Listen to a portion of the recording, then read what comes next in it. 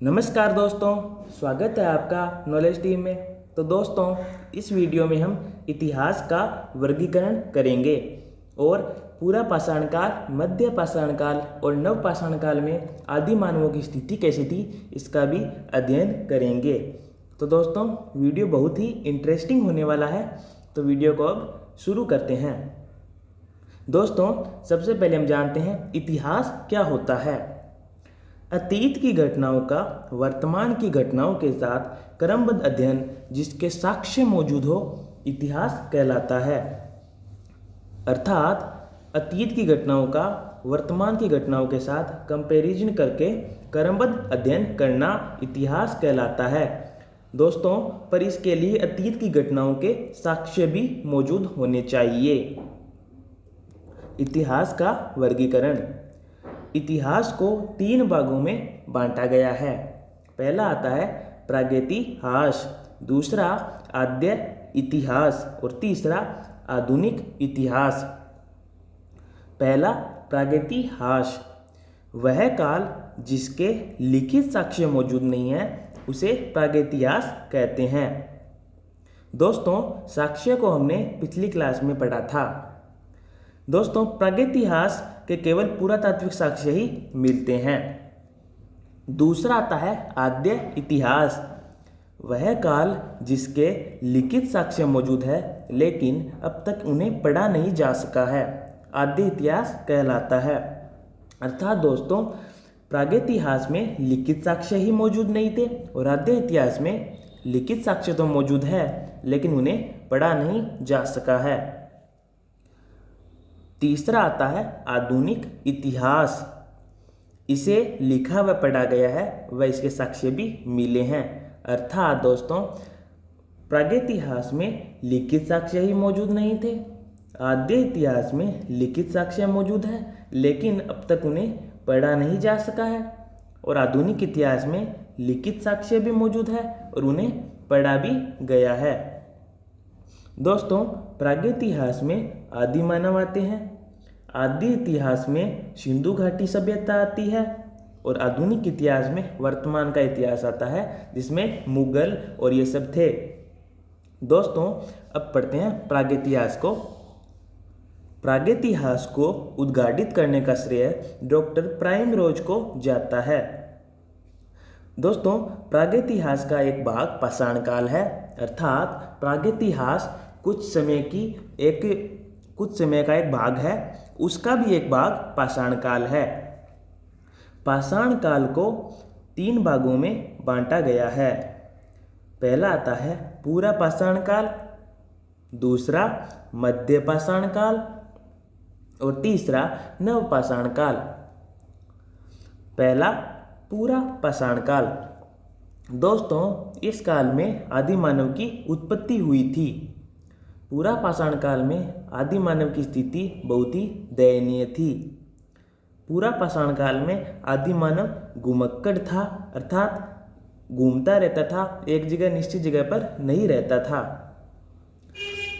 पूरा पाषाण काल में आदि मानव औजार से शिकार करता था जो बहुत ही बड़े बड़े थे। दोस्तों, ये औजार त्रिकोण आकृति के हुआ करते थे। आदि मानव का पहला हथियार हष्टकुंठार था।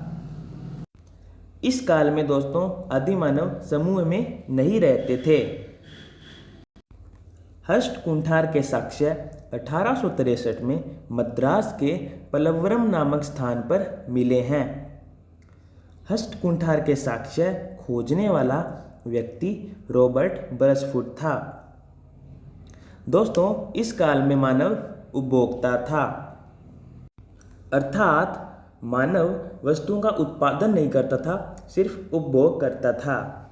दोस्तों, पूरा पाषाण काल के स्थल कौन कौन से हैं? पहला है भीमबेटका, डीडवाना, जायल, बूढ़ा पुष्कर और डेगाना पूरा पाषाण काल के स्थल हैं। अगला आता है मध्य पाषाण काल। मध्य पाषाण काल में आदि मानव समूह में रहने लग गए थे। इस काल में आदि मानवों ने पशुपालन शुरू कर दिया था और उन्होंने जिस जानवर को सबसे पहले पाला था वह कुत्ता था। इस काल में पशुपालन के साक्ष्य दो जगहों से मिलते हैं। पहला आजमगढ़ उत्तर प्रदेश और दूसरा बागौर राजस्थान से। इस काल का औजार छोटा था, अर्थात पूरा पाषाण काल के बजाय कुछ छोटा हो गया था। इस काल के औजारों को सूक्ष्म पाषाण कहा गया है। दोस्तों, सूक्ष्म पाषाण काल को इंग्लिश में मैक्रोलिथस कहा जाता है। मध्य पाषाण काल का सबसे बड़ा स्थल बागौर था।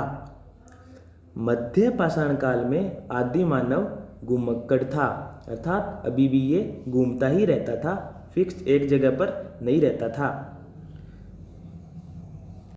इस काल तक आदि मानवों में निश्चित जगह पर रहने की प्रवृत्ति नहीं आई थी।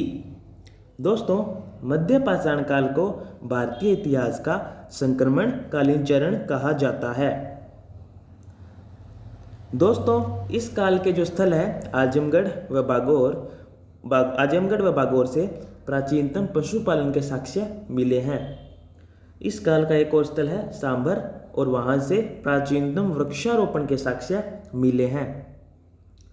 बिहार के चिरान से हड्डियों से निर्मित औजार मिले हैं। दोस्तों, इस काल का एक और स्थल है मददा, जो उत्तर प्रदेश में है। ये भी इसी काल का स्थल है। आगे चलते हैं। अब आता है नवपाषाण काल। दोस्तों, इस काल में आदि मानवों ने काफ़ी उन्नति कर ली थी। आदि मानव ने आग का आविष्कार किया था, जो नवपाषाण काल में ही किया था। आदि मानव नवपाषाण काल में स्थायी बसावट की प्रवृत्ति आ गई थी आदि मानव में, अर्थात आदि मानव घुमक्कड़ नहीं था, वह निश्चित जगह पर रहने लग गया था। इसके साक्ष्य दोस्तों मेहरगढ़ से मिलते हैं कि आदि मानव घुमक्कड़ नहीं था, उसमें स्थायी बसावट की प्रकृति आ गई थी। इसके साक्ष्य मेहरगढ़ पाकिस्तान से मिलते हैं। इस काल में आदि मानव ने कृषि करना प्रारंभ कर दिया था। दोस्तों, इस काल में आदि मानव ने पहिए का निर्माण कर लिया था। आदि मानव ने सबसे पहले जिस धातु का उपयोग किया था वो तांबा थी। तांबा का आविष्कार आदि मानवों ने नवपाषाण काल में किया था। इस काल में आदि मानव उपभोक्ता और उत्पादक दोनों बन गया था, अर्थात पहले आदि मानव सिर्फ वस्तुओं का उपभोग ही करता था, जबकि नवपाषाण काल में आदि मानव उत्पादन भी करने लग गया था। इस काल में आदि मानव खाद्य संग्राहक बना गया था। दोस्तों, आदि मानव ने सबसे पहले गेहूं और जौ को उगाया था। दोस्तों, चूंकि नवपाषाण काल में आदि मानव कृषि करने लग गया था, तो उन्होंने गेहूं और जौ को सबसे पहले उगाया था। आदि मानव ने दक्षिण भारत में सबसे पहले रागी नाम की फसल होती है, उसे उगाई थी। नवपाषाण काल में आदि मानव ने मृद भांड का निर्माण कर लिया था। मृद भांड चीनी मिट्टी के बर्तन होते हैं, उन्हें मृद भांड कहते हैं। दोस्तों, बुर्ज होम व गुफ कराल नवपाषाण काल के स्थल हैं। बुर्ज होम से मानव के साथ कुत्ते के समाधान के प्राचीनतम साक्ष्य मिले हैं, अर्थात मानव के साथ कुत्ते को भी जमीन में गाड़ दिया जाता था। बुर्ज होम जम्मू कश्मीर में है।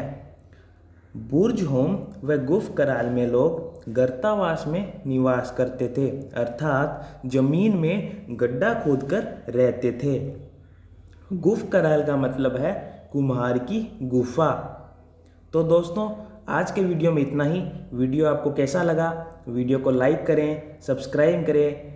और दोस्तों, कल जो मैं वीडियो लाऊंगा उसके अंदर प्रागैतिहास और आद्य इतिहास के कंसेप्ट लाऊंगा, जिसमें से एग्ज़ाम में बहुत सारे क्वेश्चन आते हैं, तो आपको काफ़ी क्वेश्चन करने में आसान लगेगा आपको।